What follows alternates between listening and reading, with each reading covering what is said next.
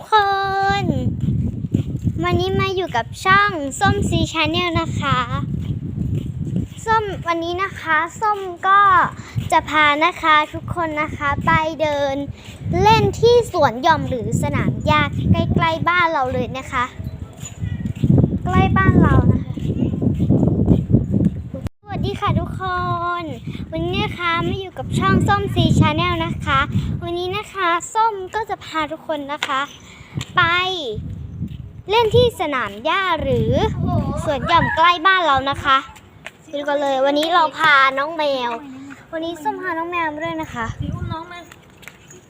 มีใครขนเรื่องเยอะเนี่ยนี่นะคะ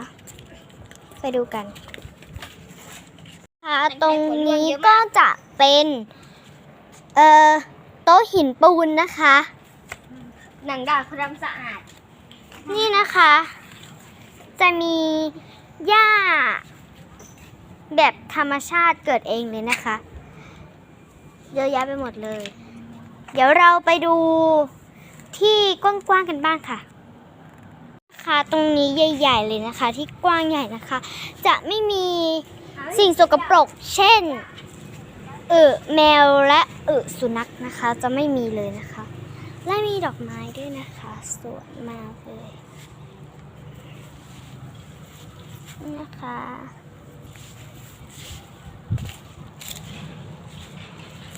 นี่นะคะไปดูน้องแมวกันเลยดีกว่าค่ะนี่นะคะคือน้องแมวของเรานะคะ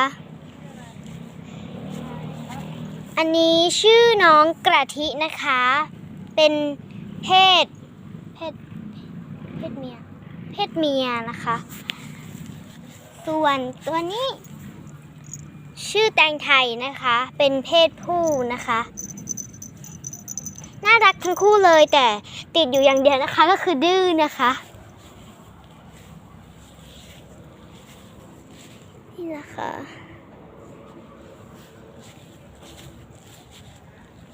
มาดูกันเลย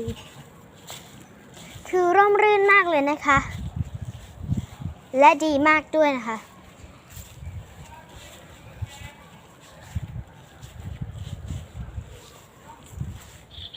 นี่นะคะคือสนามหญ้านะคะและดอกไม้ที่สวยงามนะคะส้มชอบมากๆเลยค่ะ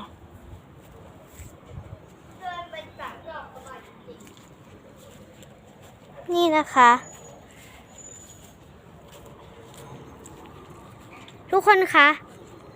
ส้มคิดว่านะคะต้นไม้ต้นนี้นะคะเขานะคะน่าจะปลูกมานานมากเลยนะคะสำหรับส้มนะคะส้มคิดว่าน่าจะปลูกนานมากเลยค่ะนี่ค่ะร่มรื่นมากเลยค่ะ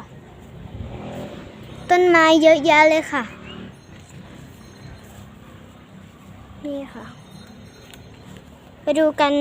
ตรงที่อื่นกันดีกว่านะคะส้มจะพาทุกคนนะคะดูรอบๆสนามหญ้าเลยนะคะดูได้ดูที่ไหนดินี่นะคะต้นไม้นะคะและเดินไปต่อนะคะที่นี่เลยนะคะจะมีแดดนิดนึงนะคะ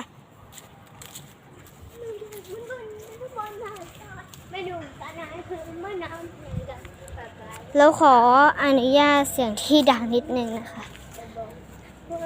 น้องเราร้องเพลงโอเคนะคะใครที่ชอบคลิปนี้นะคะอย่าลืมกดไลค์กดแชร์และกดกระดิ่งเพื่อไม่พลาดคลิปใหม่ๆของพวกเรานะคะบ๊ายบายครับ